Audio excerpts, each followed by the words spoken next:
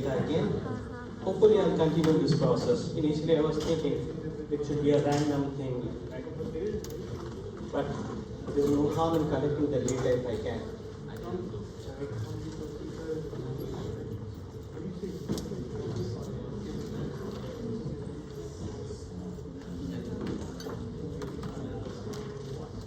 Make sure that everybody who's attending the lecture gets the chance to sign.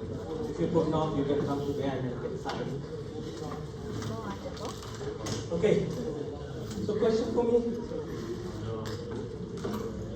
Yeah, seems like only one or two students reached out to me for homework. Question regarding homework. It seems like there are some instances where students have issues, right? So the TAs are reaching out to me. For that ranking kind of a thing, Spearman, that is where you have two values with the same rank. That's a little tricky. Hopefully you got to know how to resolve it. Right? So the issue is, I don't know, nobody asked me, so I'm not helping. Okay? If you had the example, maybe you could. Or if you want, maybe I can quickly go over that. Right? But TAs are busy since because TAs are confirming with me. Okay? Good. Next week, right? Somebody should remind me. I would need your help so that I could announce the syllabus. And also, most probably, I'll be sharing with you a practice quiz. Right? So, when should you remind me? Sometimes tomorrow morning, or maybe around tomorrow noon or so, because I want to post it. I'll try my best to post it by tomorrow evening. The syllabus as well as the practice. Okay? And on Tuesday, I'll be doing a quick review. Okay, now back to what we were doing in the last class. So here, I think I finished this slide, right? Sample code showing us how can we create a matrix using NumPy, and then some basic operations we are performing, right? So in the top, you will create a matrix. How to do that? np.array. So guys, one thing I should point it out right now, okay? The sample that I'll be sharing would be an actual quiz from probably last year. One of the previous semester. So the sample will give you some idea about the format. Right guys, please make sure your phone is muted or even your laptop is muted, okay? Yeah. I don't repeat the question, right? It will be very rare with a very low probability that I'll repeat the question. You should get the format, okay? And this time, probably I announced that this time I will be asking something related with programming also, which I never asked, right? Because I need new questions, right? When I'm saying programming, probably I mentioned that in the last class also. It's not like how to write a method or something or function. No, how to create a list. No, how to solving a problem using, say, dictionary. No, nothing like that. Related with what I have in my lecture slides. Related with that, right? So I may ask you a question like how to create a matrix using NumPy, right? So this is there. I'm going over that. It's there, right? Simple. np.array, and then you should know that, yeah, this is how you create a two-dimensional array or a matrix, right? So please, you need to practice these as well. And then you should have some idea about different libraries. I mentioned that in the last class. So here also, in the second code that we are making use of the linear algebra library that we have in the NumPy, right? So when you already created a matrix or a two-dimensional array, on the top, then making use of linear linalg, right? That's the library name. np.linalg.inv, you could get the inverse. Good, you're filling it out. So, since we have not done any programming yet, right? It's a high time that at least for the quiz, you copy these things, or at least type it out on your Jupyter notebook, Colab or somewhere, and see what's happening, and make some changes so that you are prepared for the quiz. And now these things will be interesting, right? So I discussed this thing already. Now let's move on to SciPy, right? We have another library, SciPy. You should know this thing like, okay, what do we have in each library? Why is this library useful and all? So SciPy is very useful for scientists, right? So it provides, let me read this thing and then I'll explain to you, and I have some demo program as well. So the SciPy package that you have, it has extensive functionality which will be useful for scientists, right? Let's look at those. For linear algebra, this could be a very interesting question, and I'll ask you the question and I'll explain as well. Okay.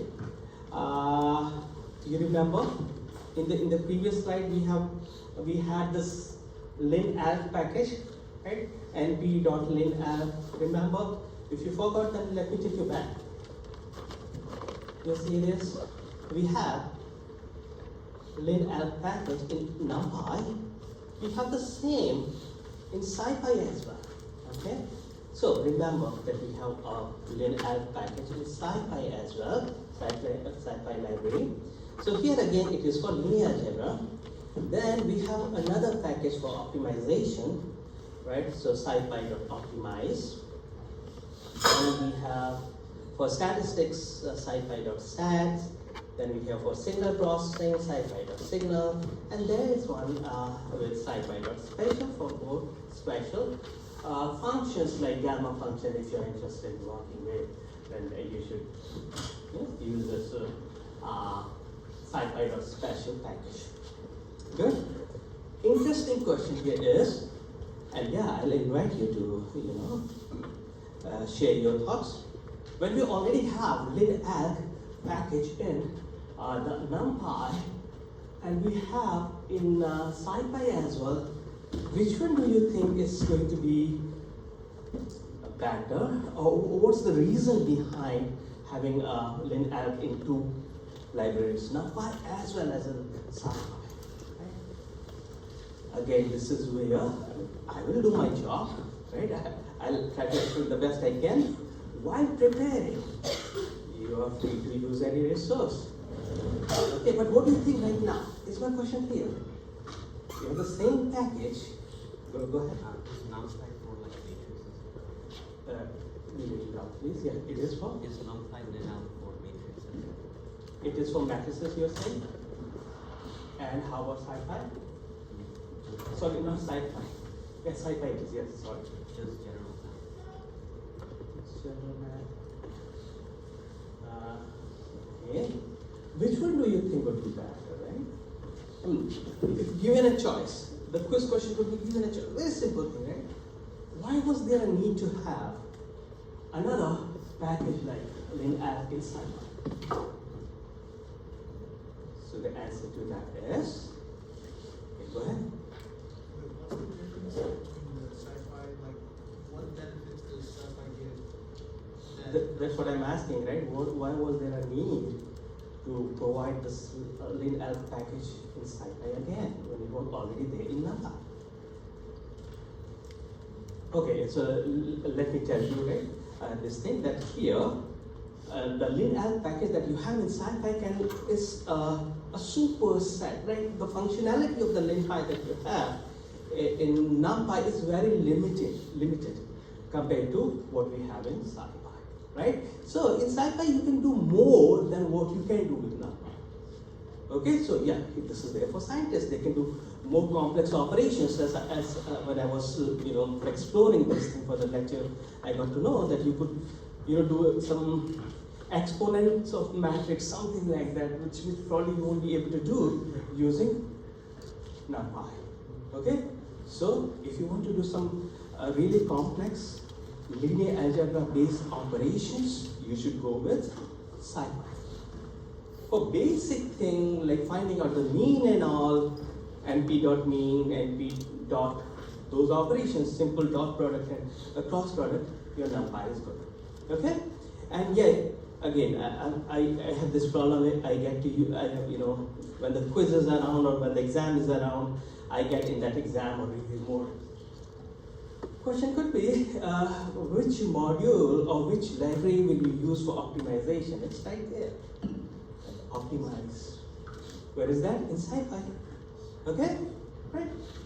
Making sense. For statistics also, more advanced statistics, I would say you can use SciPy.stats.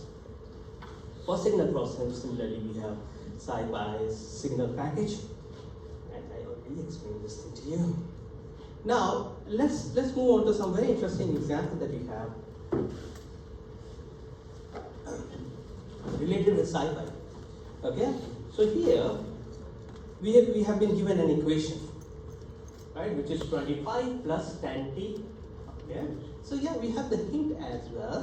The bullet at the top is explaining like what do we have in the equation below. So it is the velocity of a vehicle at the time t.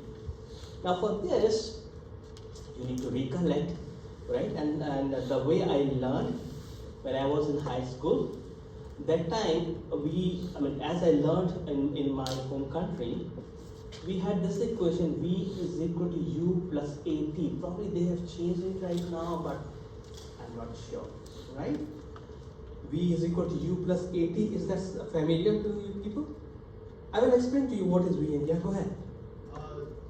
Did you say that SciPy is objective within the NumPy? Like you Yes. want to always use SciPy? Yeah, that's what I said, yes. Right? Yeah, and guys, I'll make a point during the lecture, right, if I don't forget. I try my best to be correct 100%. I might be wrong, right, at times, and I have been wrong. So if you think I'm wrong, please help me, right? I'm fine with that. At least during the lecture or after the lecture, you can send me an email also, right? Or see me in my office, I'd love to, know that, okay? But yes, that's what I can think of right now. Okay, guys, right? So what is V? What is U? So if you could recollect, V is your final velocity. U is your initial velocity. A is acceleration. And T is time, right? Final velocity is equal to initial velocity plus acceleration multiplied by time. That is how you compute your final velocity. So that's what we have over here. So in fact, 25 is U, 10 is A. Alright, good? So what we are going to do, we will find out the distance traveled by a car, by this vehicle in 3 hours. Right, miles per hour, so 3 hours. Okay? So very simple exercise, very basic, which will not involve very little calculus. Right? The reason is that we want to see, fine, we know how we can do that on a piece of paper, but if we were to write a program that will compute that has to compute integral, can we use any package from the Python? Okay? So here we go. Okay, before I show you the code, let's do very basic math, okay? So here, this part. Your velocity, right, V is equal to rate of change of displacement with time, right, which is given to us, that is 25 plus 10 times t. That's, you can treat that as a function. What we need is the displacement or the distance that has been moved, right? So what we will do is very basic calculation.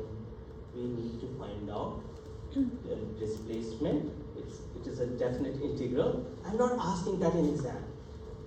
Okay? Right? I'll not ask you to do calculus and all. I'll tell you what I might ask. Yeah, from 0 to 3, right? You want to find out the distance traveled. Here it doesn't make sense to have the limits. Here from 0 to 3, 25 plus 10 t dt. That's what you have to do as a math student, and then you would know. We are not doing there, right? It's probably very simple. It's 25t plus 10t squared by 2, 5t squared, put the values, and that's the math problem. Okay? For math math exam, you can do that. Now when you know that, let's see how can we write a program to do that. Okay? So let me erase this thing which is overlapping with the code that we have here. And here is the code.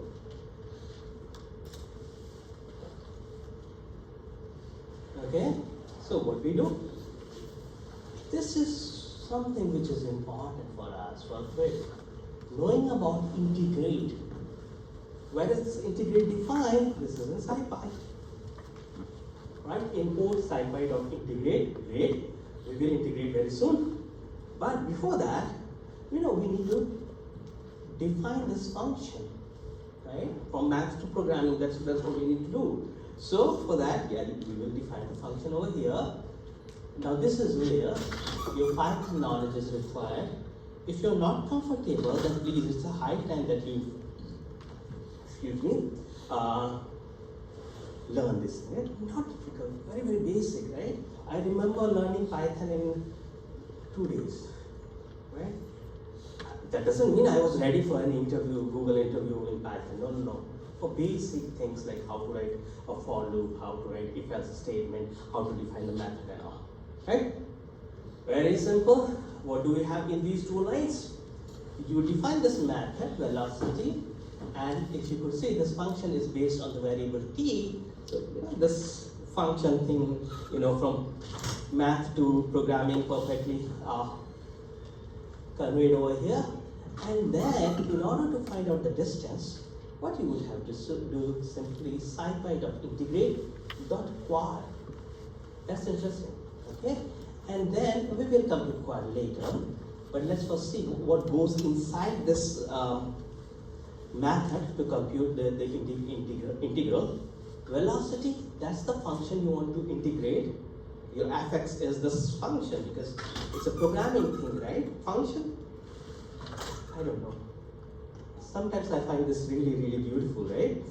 Function in math and function in programming. Do you see the correspondence? Why do we call that function in programming? In Python, function the same as the function in math. See that, right?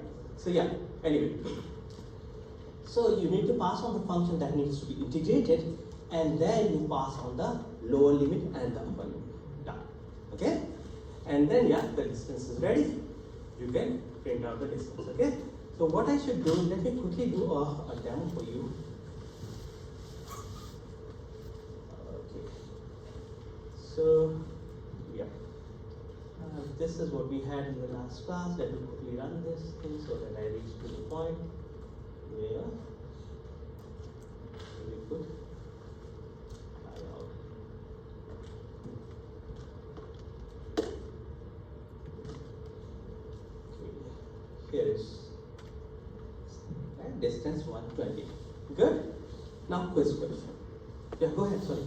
For the upper limit, why do you choose 3 as the upper limit? Because we have to find out the distance moved in 3 hours from current time, right? So yeah, that's the reason. See, think about it. Forget about the programming part that I have done. Okay, if you were to do it as a math problem, that's what you would do, right? Definite integral from 0 to 3, and then the whole function dt. Right? So it has to be from 0 to 3 because we are saying current velocity is 20, right? Was it 20? Yeah, current velocity is 25, okay? And acceleration is 10. So you're moving at the speed of 25 right now, and in 3 hours from now, right? So yeah, it has to, initial is 20 and then 0. Does it matter what unit the acceleration is in? It should be, assume that the unit is compatible with our.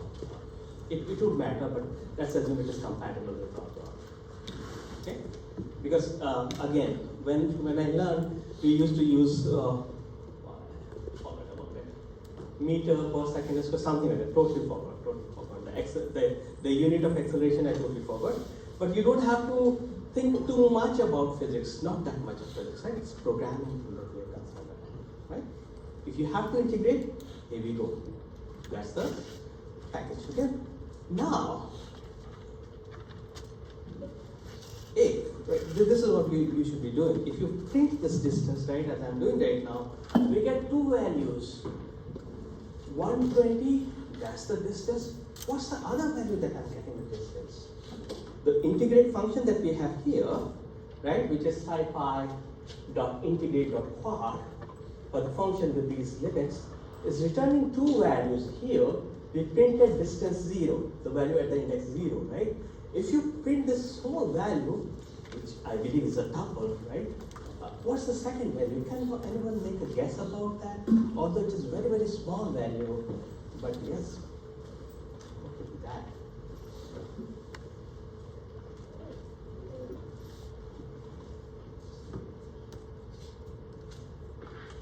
Yeah, go ahead, buddy. It is what? 0. 0. Guys, if see, this happened last time also. If you're leaving the class, right? You're leaving the class, mark yourself absent.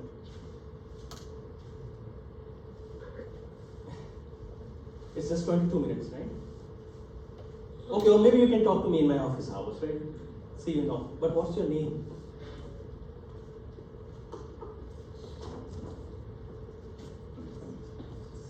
Spurious data, right? The spurious data. Do we have the sign up sheet anywhere?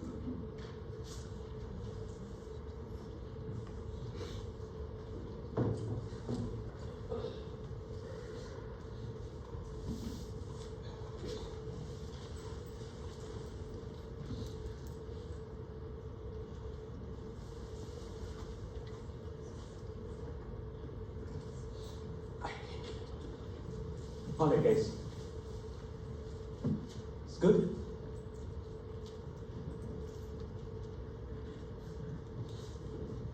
Now, question. 0, somebody said 0, right? So why 0? Why should we print 0, right? It has to do with, let me explain, right? We can compute integration in two ways, right? One, analytically. We will learn about analytically how we do, as we do on a piece of paper, versus doing numerically. Alright, so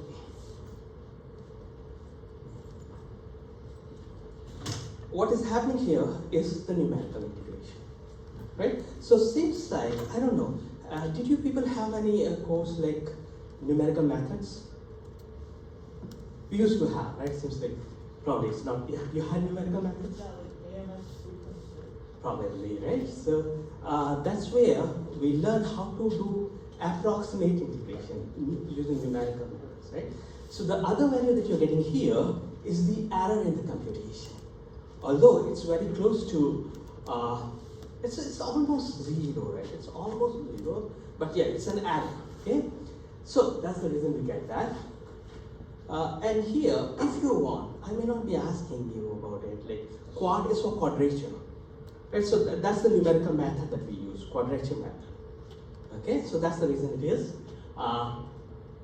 scipy.integrate.quad. Quad is for quadrature method that is being used for numerical integration. I'm not asking what is quad and all, okay? But for your knowledge, okay? Why are we getting? You should know that there is a second value also, which is an error. Okay? What should we do next? Let's move on to the next slide. Hopefully you will see more interesting examples. Okay. Symbolic Python, right? SymPy. SciPy, SymPy. Okay? So all these things are going to be important. SymPy, difference between SymPy and SciPy. SymPy stands for Symbolic Python. So symbolic Python is very interesting because here again, we can do these operations. What are the operations?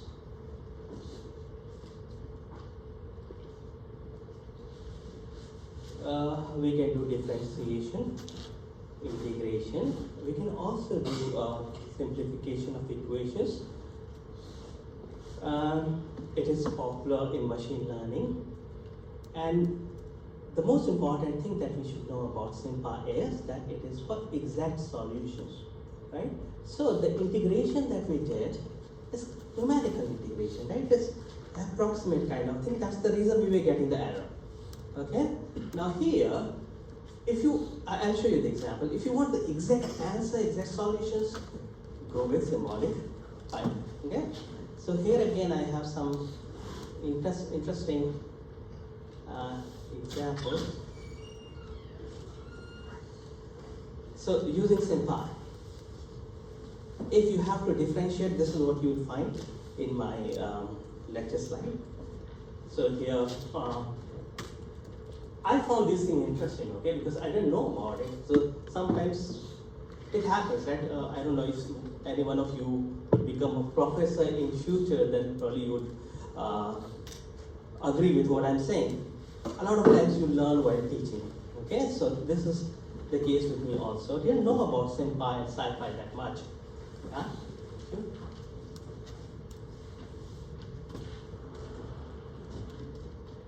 Okay, so what do we need to do? Import SimPy, and now what do we have to do first of all? This is the function fx, which is x squared plus x to the power 3 plus cos of x. This is what we want to differentiate.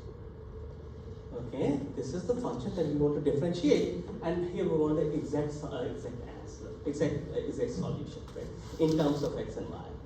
So for that thing, you will have to use SimPy, and you're importing SimPy, and then from SimPy you're importing these functions, sine and cos, because those are related with this cos term. And then even more interesting thing I found is about the variables. In the next line we are saying from SimPy.abc. Okay, now I can ask what is ABC. SimPy.abc, what is it? Because I'm discussing these things, right? So in SimPy.abc you can take some variables. So if you look at it, our function is x squared plus x cubed plus cos x. Right? Who's going to define x and y and cos and these things, right? So for functions, what we have from SimPy, you can import these functions, sine and cos, great. But for these variables that we have x, we will have to import that as well. Therefore, we have this interesting thing, SimPy.abc. From there, you can import x and y, which are our variables. And here we go. Simple, right? SimPy.diff. Diff is for differentiation. Then, and one thing you people, if you're not coming from, if you don't know about Python, then you know for exponent, this symbol double square is for exponent, right? So when I'm writing x, you know, star 2, then that is x squared. X, you know, star 3, x cubed. Okay, right? Not surprising, we have the answer. So what should I do? Let me quickly do this demo, and then after that we will be done with this, almost done with this topic. Visualization is something I'll do later. Okay? Yeah, sorry. The x with the second experiment, that's like perspective, or differentiating the respect. Oh, okay, very good, very good. So your question is over here. That's like experiment. Yeah, sorry, I forgot to explain. What is your question? Your question is on that line only, right? Yeah, that x is what we're differentiating to respect. Exactly. What goes in the denominator, right? Very good question. I should have explained that. With respect to what, right? So makes sense. The function is of x, so we need to differentiate with respect to x. But yes, I should have explained that. Yeah. Good. So let's run this. And if you want to, these are a few things you can play with. If you want to cross check, we did discuss about diff, we did not discuss about integrate. You can integrate as well, right? Good. Now the remaining thing is something that I am not covering. Now we have the last slide, for which probably there should be at least one lecture, but I might be finishing that in a few minutes. The reason being that, yeah, I need more preparation. Okay? Okay, so just telling you guys that yes, we have, Matplotlib, we have Seaborn, and other libraries as well, which are very useful in plotting. Matplotlib, you can create interesting, plots. Like you have support for scatter plots, charts, bar charts, pie charts, and box and whisker plots. For this, I should definitely have a separate lecture. Okay, so what should you know for quiz? You should know about some libraries which are useful for plotting, right? Like Matplotlib, Seaborn, right? Any addition would be great. Okay. Now, what I should do? Now, let me take you to the next lecture, which is also in the same sequence. Has to do with Python for data science. This is part 2.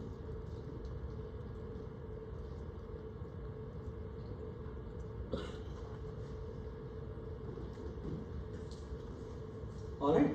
Here it will be slightly different. In the previous one, we were getting introduced to the libraries, right? Some of those, and we started the discussion like these are the stages involved in a data science project. Then yes, for stage 1, where we have to get the data, these are the libraries we will use. Then the stage 2 was for pre-processing the data. Then there was modeling, and then finally it was about presentation. Here, our approach will be slightly different, where we will kind of get, I'll not say deeper, but we will touch machine learning as well. In an interesting way, using a very simple but an interesting data, with just 6 points. Okay? And yeah, so the intention is to first of all see how data can help us. And in that process, you will also get some idea about a very basic machine learning model. So we'll do a little bit of machine learning as well. Okay? So, guys, I think I missed something very important here. So you know Professor Skinner, right? Most probably you all know. He's still with us.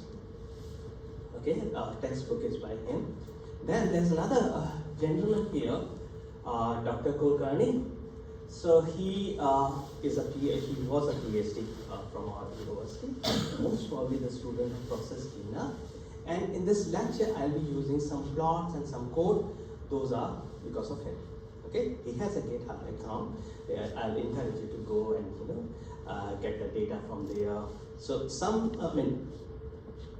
the code that I'll be using is from him, and the plots also that I'm using is from him. And every semester when I teach, I see what he's doing, where he is, and I was happy to know in the morning when I searched it up that he's working with Samsung Research. Very bright student. Anyway, so yeah, we can call this whole discussion as learning from data. That's what you will see. We will focus on just one machine model, but that is not in the depth. Well, let's look at the data that we have to explore.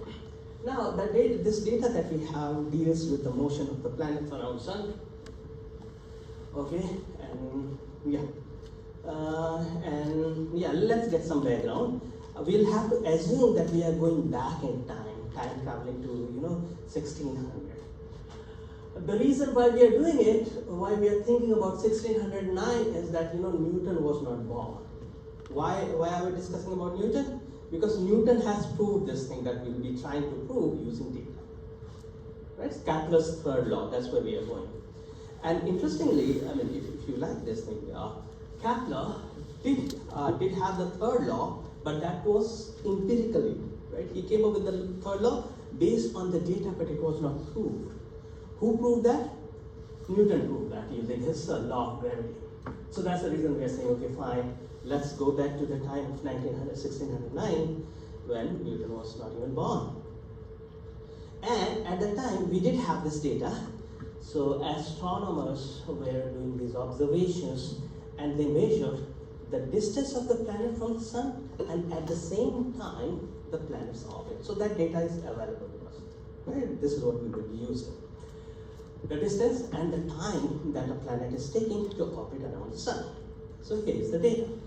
Very simple data, okay? Let me explain to you the units. So yeah, probably we don't have all the planets that we know in our solar system. That's alright.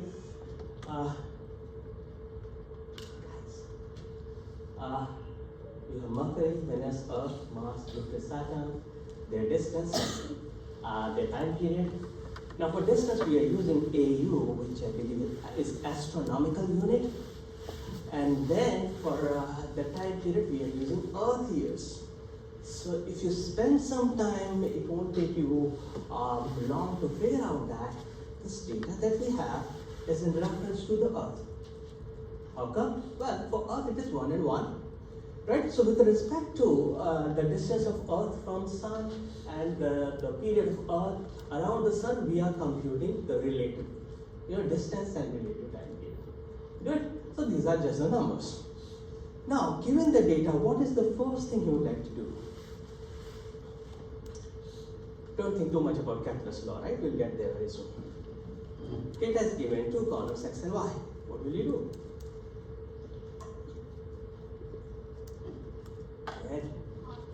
Sorry? Very good, visualize, very good. Yeah, that's where we should be going. Okay, I was expecting some answer, right? Sometimes I expect answer, yeah? Find correlation. Find correlation, very good. What will the correlation say? What will the correlation tell? Are we expecting these values to be correlated? Forget about Kepler's law and all, right? Yeah, right? The farther that you are from the sun, more time it will take, and the correlation will have some information, right? But very good, visualization, both are valid. You should visualize and you should find out the correlation. Very good. Here we go, right? With the recommendation of first student, visualize. Got that, right? Simple data with 2, 3, 4, 5, 6 points. What should we do now? Can we fit a line? Right? Yep. You can I think that makes sense, right? Okay, yeah, we're almost getting there. Very smart, right? How about fitting the line in the actual data? That's where let's start from there. You said log, why not linear? Will a line do justice to this data?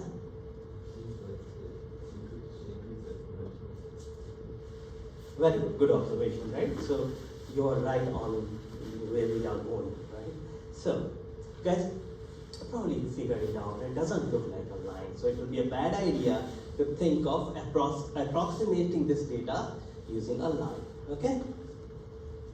So, well, background again. The logs were again. We are in 1600.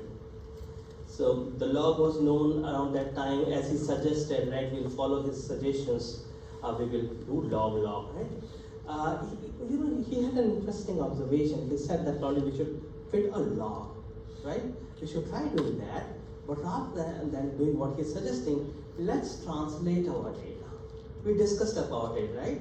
In the last lecture, if you remember, we did discuss about the application of log, which probably you have in your homework also, and a very important topic for exam. So let's see if having the log plot is going to help us anyway. And here we go. Do I have yeah. Let's look at the plot right next to each other.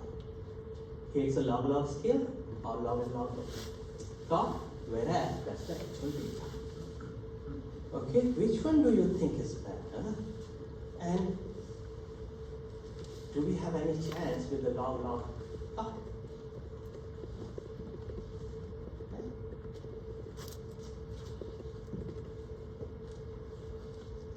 We will never, I would say it will be very rare that we will find one perfect line going through all the points, right? What we need to do is find the best line that approximates the data, okay? So here, if you look at these points, right,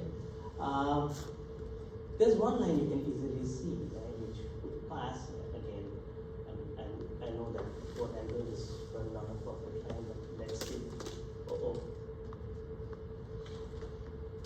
I can't draw the perfect line, but maybe something like this. It's too thick, but visualize it. It's a thin line, kind of approximating first 4 points.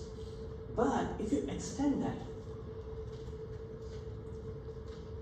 if you extend it like this, then you know, probably this line is not doing good to explain the other two planets. Right? So let's figure out, right? First thing, if you have any issues, please let me know. Plot 1 versus plot 2. Are we good with plot 2? Plot 2 is better than plot 1 or plot 1 is better than plot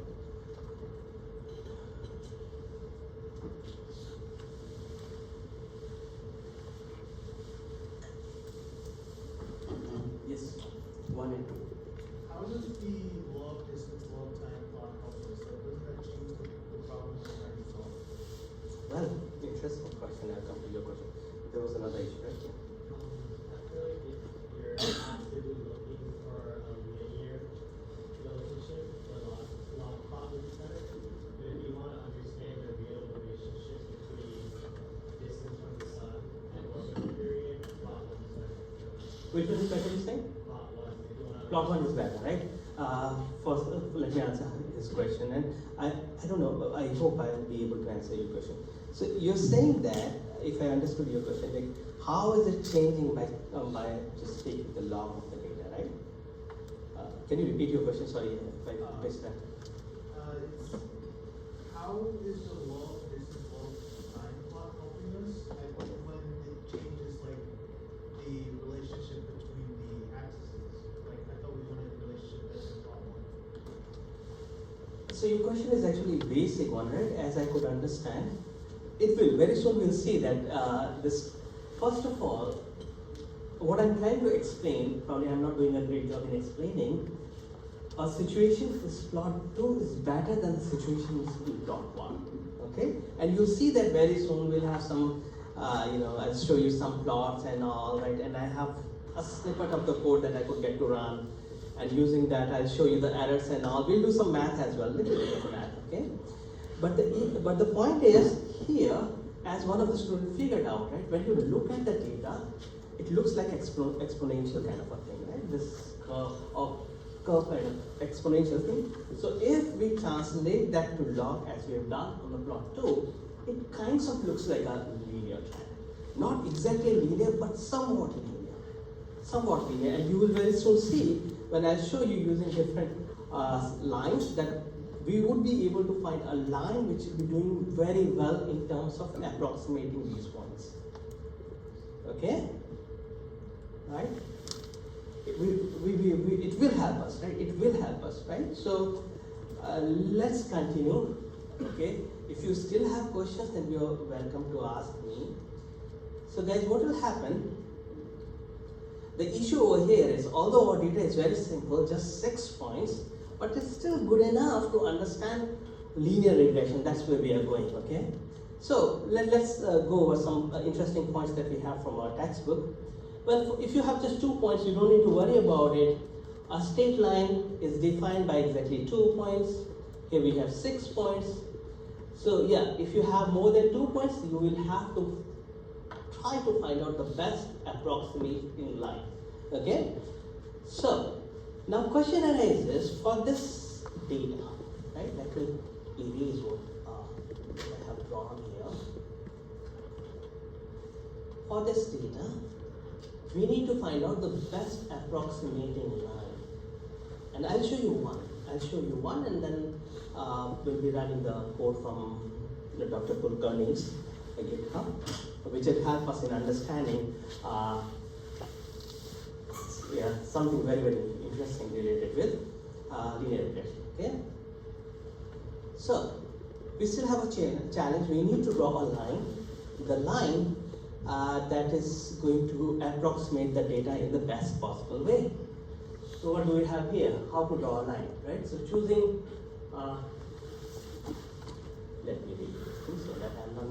an important issue that we are handling now, and which we have to handle, is how to draw a line.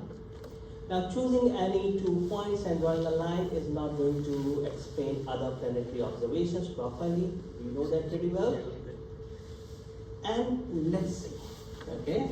This is the kind of line that I was trying to draw, but I failed to do it. We have that over here, right? It's again the log and log thing, okay? Now, yeah, I should have used this slide, right? So here, what is the slide saying? The slide is saying that the line that we have in this case is doing pretty well in explaining the first 4 planets, but for the remaining 2 planets, which are Jupiter and Saturn, it's not that good, right? So I think I mentioned this thing in one of the earlier lecture where I was showing you the correlation plot, right? So we cannot always trust our visual senses. We need numbers. Am I clear? We need some numbers so that we could see, okay, how would we are, right, to the best possible solution. So here, we need to see if we can do better. Better in the sense, right, these are good, these are pretty good, but look at the error. We'll get to the error very soon. We need to do something about these errors as well, right? That's where we'll be going very soon. Okay, so next, what we have to do now, as I mentioned maybe a few seconds back, we need some numbers. Okay, we need some objective function. Let me get a little mathematical. All right, and in fact, this whole problem, I will need a picture, so I'm going back here. This whole problem that we will be addressing very soon, intuitively at a very high level, is about finding a line that would best approximate these points. Okay? Now tell me, in this x and y coordinate, how many lines can we draw? We have to find out the best line. Is that thing clear? Right? So, technically, we have to find the best line. We can call that as the best hypothesis to explain our data. Now tell me, how many candidate lines are there in this x and y coordinate system? How many candidate lines are there? Evaluate. Very simple, don't think too much, okay? How many candidate lines are there in this search space? Infinite many, right? So we need some systematic approach to find a line.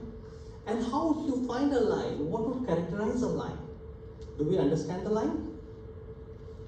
Yeah, how is the line defined? Basic math, right? It has to do with the equation of the line, right? Which is y is equal to, in these lectures that we are using, y is equal to ax plus b.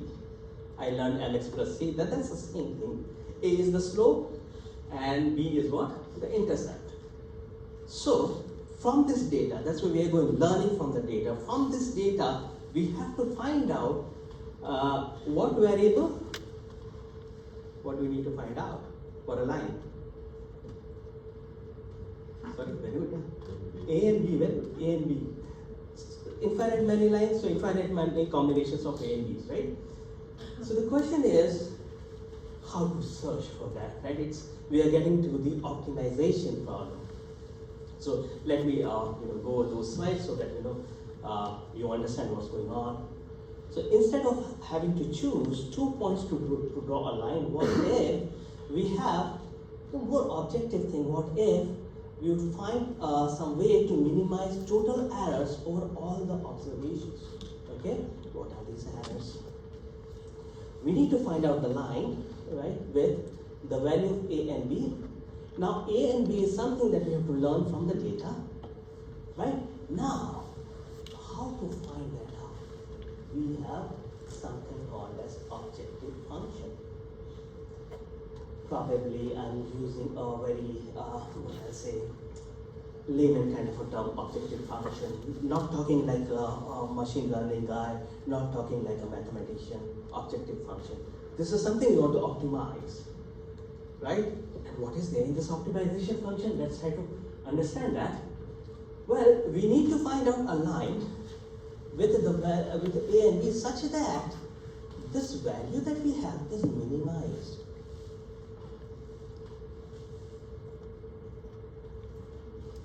we'll understand what this whole expression is all about. Okay, what is yi there, what is axi, what is b, and why are we squaring it up. Hopefully the summation is making sense. And as for how many points we have here, we have only 6 points. So yeah, simple. Question? So guys, let me give you some idea about how we are computing this expression, right? So I will use this picture as the picture is perfect. For every point that you see here, the yellow circles that we have, these are the actual points, right? And what we have as the blue line is our function that we have learned. This is the function that we have learned. A and B we don't know, we'll figure it out very soon. We are just taking one scenario so that we could understand the objective function. So for any point, I'll start with one. This is x1, y1, x2, y2. Let me quickly write that x1, y1, x2, y2, x3, y3, x4, y4. These coordinates are for actual points. x5, y5, 6, y6. Okay, so this is, if I draw a horizontal line over here, then this is what? y6, the reality, okay? And what is my function saying? My function is finding out the corresponding y6 hat value, which is ax6 plus b. Are you fine with this? I don't know how you know, right? Some of you are taking math for data science, right? But I should not make that assumption. You all are probably not taking that, and I don't know where the professor is teaching this. Right? Good. Some students are good that I get some signal. Okay. See what will happen. We very intuitively we are discussing linear regression, but that's not the end of the story. We have one lecture on linear regression itself, where I'll be discussing math little intensely. Okay, little bit more intensely, but here we are getting some intuition because we have a real data that we're working on, which is about planetary motion around sun. Good? So guys, this error that we have, we need to find out how well is this line doing to approximate the data. So for every point you need to consider this Ri, so this is going to be R6. I call that RD, right? Let's call this RD because for us R is Pearson correlation coefficient. Okay? The residue means the error. Error why? Because we know the value of y6, but this line is also telling us about y6. That's the predicted value. So we need to find out this difference. Similarly, we will find the difference for this fifth, this planet, and then similarly for these, and finally we will sum it up. Sum of the square of the residual. Good? Fine? Question?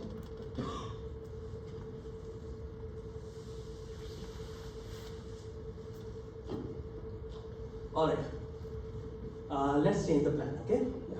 Thinking about it, right? Just to get your feedback.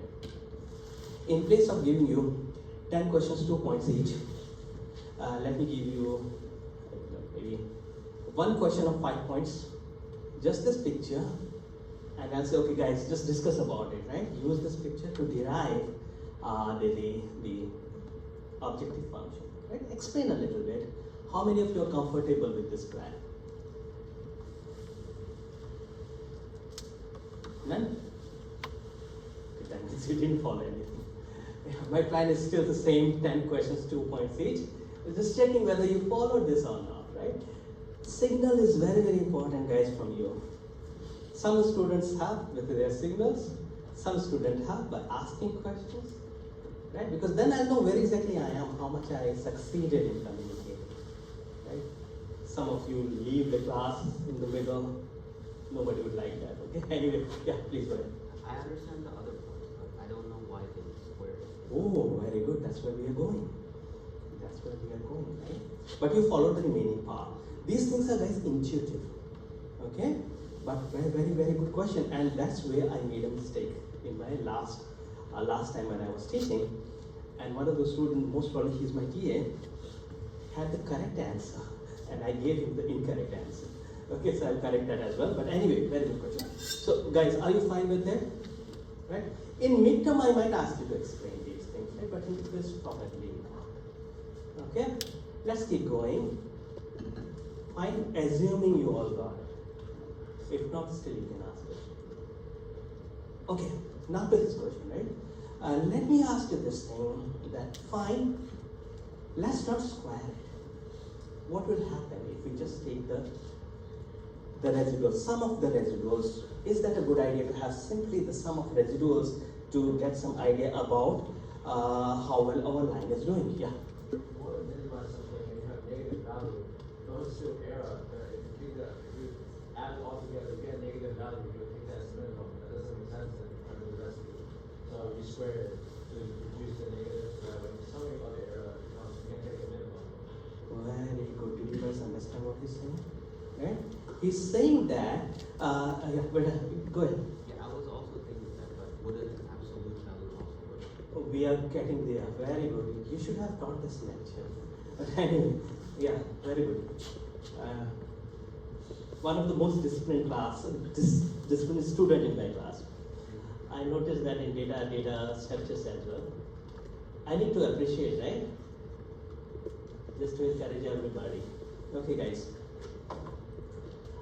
Let me explain these things, right? What he said, and then we'll try to answer his question. That is where I made mistake in my last lecture. Okay, we are getting there, but before that, see what he said. See, if we only take the actual values, right, not the square of the value, what can happen is, for this point, what do you think about the sign of the error? It depends like how are we taking the error, right? So our error is y minus y hat. This is y hat, right? Y minus y hat. Is it positive or negative here? Y minus y hat. So y6 minus y6 hat. Is it positive or negative here? Negative. If I had a point over here, let's say it is y10. Okay? The point is over here, and you found out y hat 10. y10 minus y10 hat. Is it positive or negative? Positive. Positive. You see that, right? The sign, if we don't ignore the sign, then what will happen? These errors will cancel out and we may not get the exact situation, right? So what's the next solution? Let's take the absolute, right? That's what he pointed out. Yeah? Because by taking the absolute value, at least the signs are not cancelling out, right? Good. But we don't take that. Okay? Now the reason, this is where the math kicks in, right? For all math students, right? Who love mathematics. This is where machine learning will get in, and yeah, math knowledge will get in. Whenever we optimize, ultimately we have to optimize this, right? This is no way, I mean, this will be something that will be taken care of by our programs, right? Gradient descent and all those things. But before, we're not discussing gradient descent today. We will discuss that maybe in a few weeks from now. We want a function which is convex in nature. Convex function, just write it down, convex. We need convex function, okay? Because convex functions, they have this nice property that their local optima and global optima are same. Non-convex functions, they have this challenge, their local and global optima are not same, so it's difficult to optimize that. So by squaring it, the function that you get is a convex function. So this function is convex, right? If you were to appear in an interview tomorrow, they're asking, just say it's convex, only, you will get off by saying convex. And why? Convex has this property that their local optima, global optima, they are same. Okay? Now, did I answer the question like we should not use absolute? By my answer, it seems that by taking absolute value, that function is not convex, right? when I'm saying that this function is convex, so let's use it. The mistake that I did last time when I was teaching this class, I was overconfident. I don't know for what reason. I said that this thing that you have, I is equal to 1 to n, which a student is saying should have been used, it is also convex. I said it is not convex. It is also convex if you look at the plot and all. And I'll discuss, like when I'll be teaching you linear regression, we'll discuss about what is convex, what is not convex. This is also convex, right? We need another property. Can anyone guess what is it? Is that that? Very good, differentiability, right? The more thing that you have is not differentiable at 0. Whereas this square thing, right, the one that we have here, is what? Convex as well as differentiable at all the points. Whereas the mod thing is not differentiable at 0. That's the perfect answer. Good? This much is enough for us, okay, to move to the next slide, unless you have any question.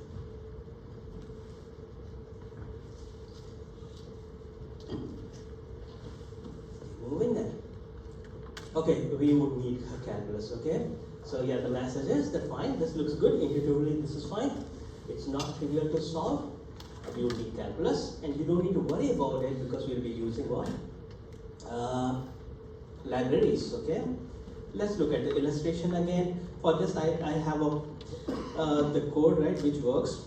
So guys, what we are doing, this is the data, and from that data, we need to systematically search for the best line. So let's start with the worst. Worst in the sense that here, our slope is 0 and bias is 0, right? Guys, bias is something which will be difficult to explain right now, but bias is same as slope is A, bias is y is equal to plus B, bias is B. Good, that's the line, and yeah, you can see how well the line is doing. Sum of squares is 3.34, doesn't look good. We haven't done anything, it's just the x-axis. If we change it slightly, right, by changing the slope a little bit, 0.5, bias remaining the same, look at this sum of residual improve. We want to minimize it, right? So 1.5 is better than 3.34, and this is the best, right? How did we get that?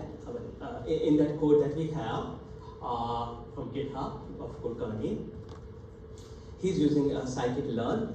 We are in fact doing linear regression only and finding out the best value of A and B. That's the best line, okay? And yeah, now think about it, right? It's doing very well actually. Maybe that's the best line, okay? And for this best line, our slope is 1.5 and intercept is minus 0.1. And how about residual squares? 0.04. Good? Fine? So what we did, linear regression. What happened, we'll do that very soon. Let me show you a demo. And yeah, these are few issues that I'm facing. Since I think I told you guys about installing the latest version of Anaconda, because of which my earlier code that I had from GitHub is not working. Part of this works, which I believe is good for what I want to show. So let's run this. And what I want to show is display, right? Let's get it here. Alright. Right, so here we can complete it a little smaller. I want to show you these values as well. Alright, and using the sliders we can change these parameters. Slope being 0, bias, okay, bias being 0. So we started from here. Almost 0. Now what you can do, let me play with the slope. Alright, so if you, as you're changing the slope, you could see the corresponding values we would change as well. You know, RSS. Let's improve the slope further to 1.5 because we know that that's the best value. Right, so you can see that it has reduced a lot. What we need to do is we need to play with the bias as well, and we know from the results, that's bias if you make it little negative. Little negative minus 0.1. I can't go exactly to that value, but yeah. It's almost there, and the issue is that you will be able to find out that way. Okay? I'll see if I could, get the whole program to run, because there is, again, some interesting stuff.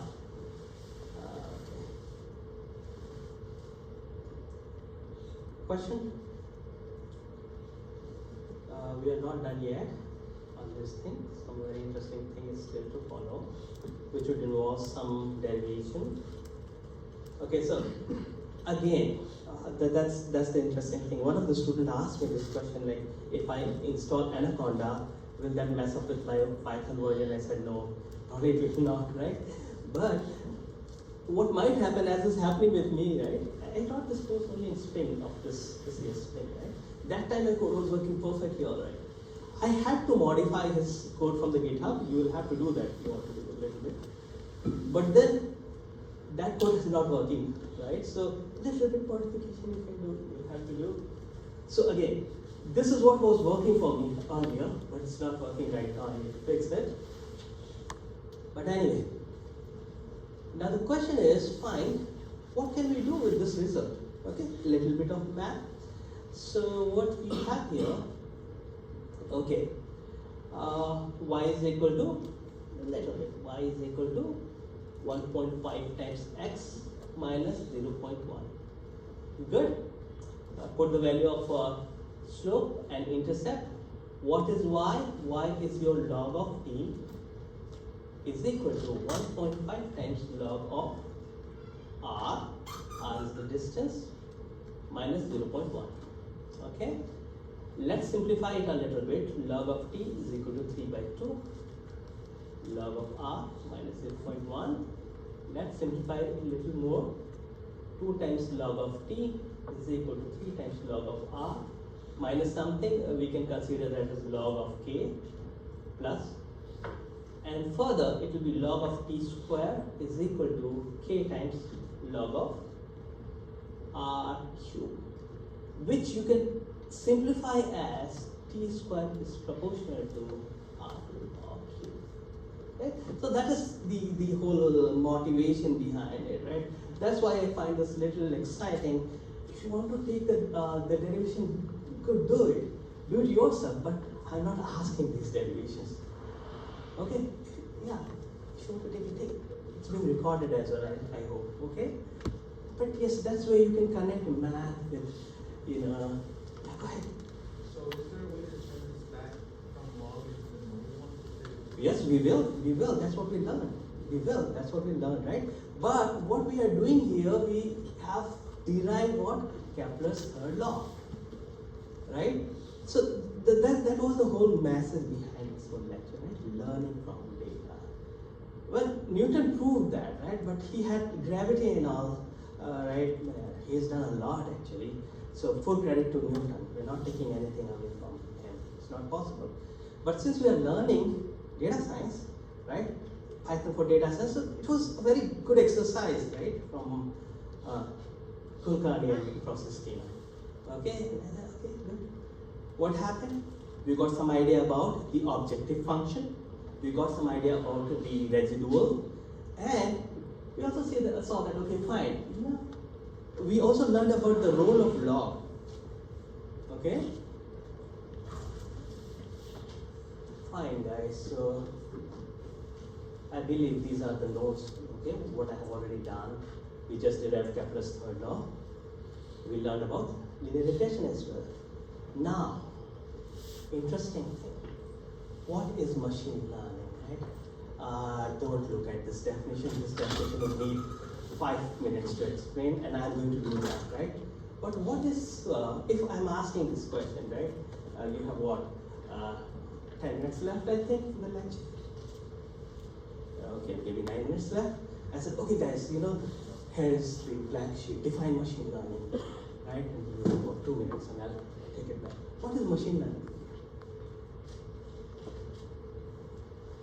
Okay, Yeah, good. One definition is enough. Like, Use your own words, okay? Use your own words. so, create patterns based on existing data and Mhm.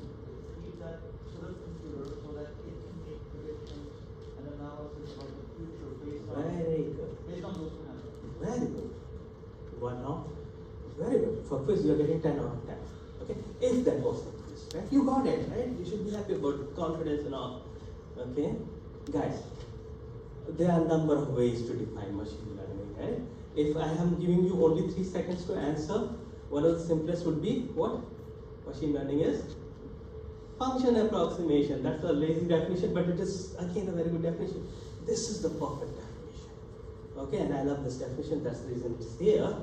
And this definition is from a very well known machine learning professor, Tom Mitchell. He had a machine learning book that we used to read like a Bible. Very, if you get a very light, very nicely written book, but unfortunately, I think it is a little outdated these days. Anyway, let's try to understand his definition of machine learning. So, very good, right? The student who provided the definition of machine learning, okay, I lost himself, but probably he's hiding it behind his screen. Data. Without data, no machine learning. Okay? We need data. You learn from data. Okay? So, anyway, a computer program is set to learn from experience. You need experience, right? Without it, how will we get the experience? By running it over the data over and over again. So the program will learn from the experience with respect to some task T. The beauty is that everything in the definition has a parameter or a variable. So a computer program is set to learn from experience E with respect to some task T and some performance measure P if its performance at the task T as measured by P improves with experience E. I know this is technical, but perfect definition. So let's map this thing to a real life scenario, right? Did the student learn anything in CSE 3.5 or not? Okay, so the student is supposed to learn supposed to improve the understanding of the subject data science by attending lectures, right? Does that sound good? Right? So if you attend more lectures, if you learn more stuff that I'm teaching, right, then your performance will improve. And how should I check your performance? By your score in, that's the performance measure, right? Testing your score in the quizzes, exams, and homework. So yes, we do have the performance measure also. And what is the task? The task is to learn the stuff. And how you're learning? By attending more lectures. And yes, I hope that makes sense. But anyway, this is one of the best definition. You should save it for your interviews if you were to appear. Okay, machine learning interview. Right. So now a machine learning. Right? I said that this lecture will be a little bit of machine learning as well. So here we go.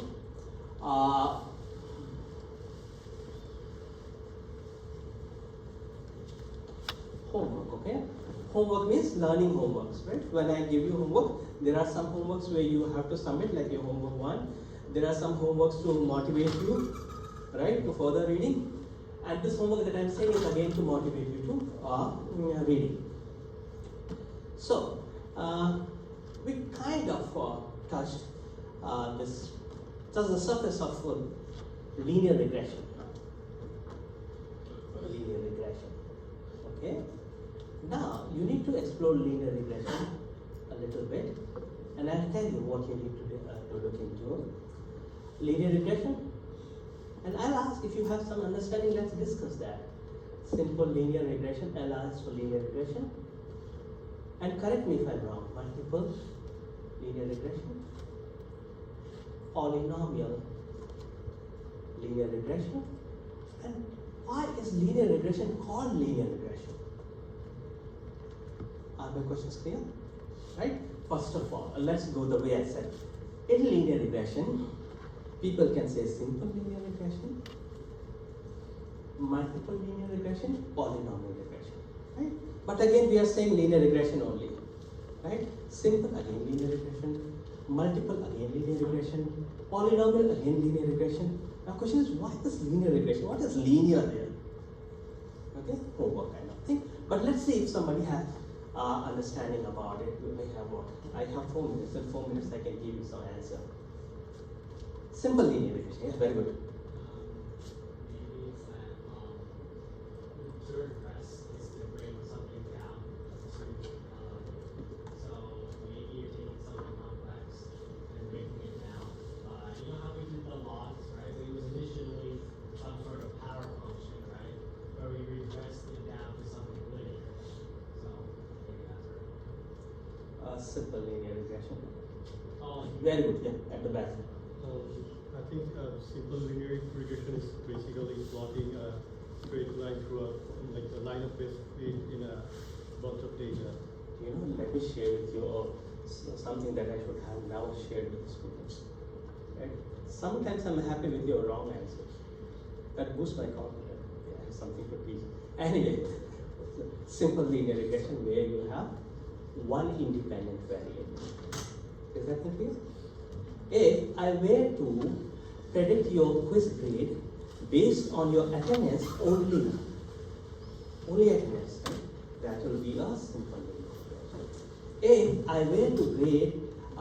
I were to predict your grade in quiz based on your GPA as well as your class attendance, then that is not simple. Why?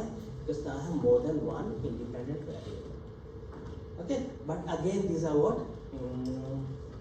I'm not doing anything with those. I'm just using that as X.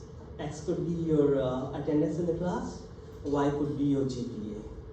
And I'm predicting Z. I'm not doing anything with X. X as it is, Y as it is. Right? If I want to do X square, you see where I'm going? Right?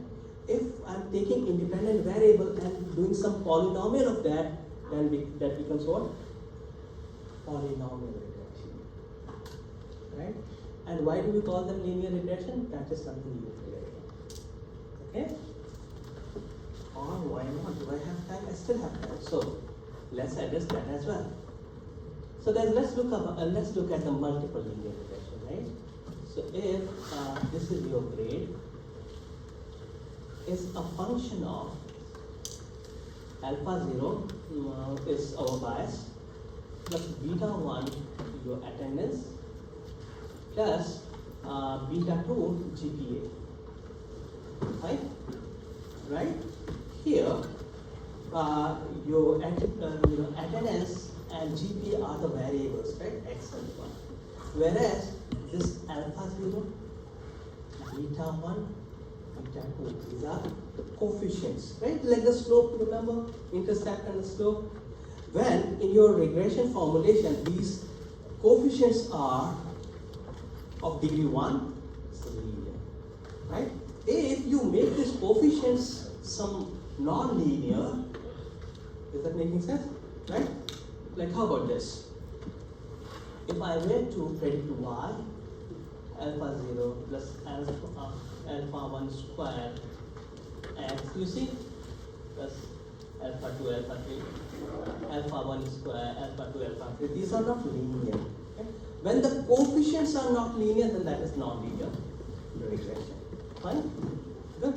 We are good for today. I'll see you guys next week.